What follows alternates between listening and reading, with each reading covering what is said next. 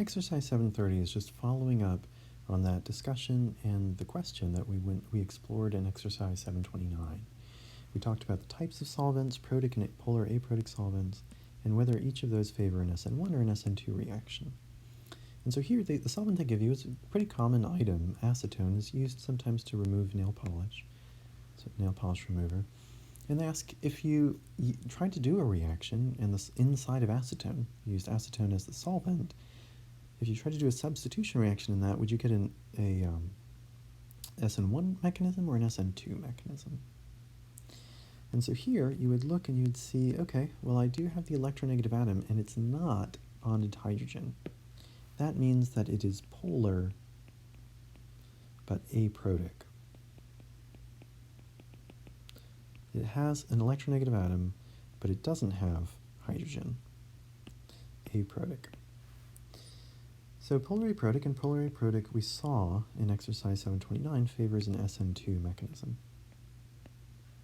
It favors an SN2 mechanism because the polar aprotic solvent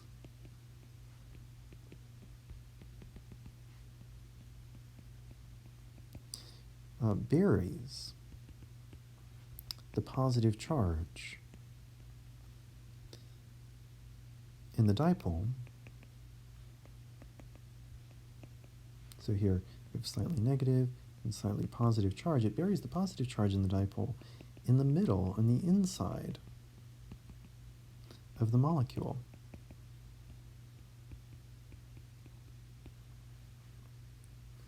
Where it won't interfere with a nucleophile.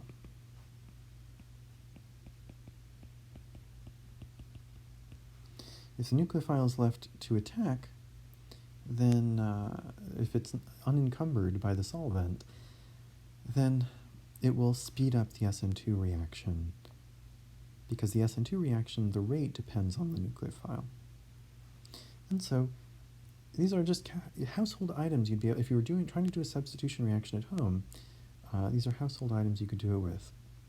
You could use water as a protic solvent, and you could use acetone as a polar aprotic solvent.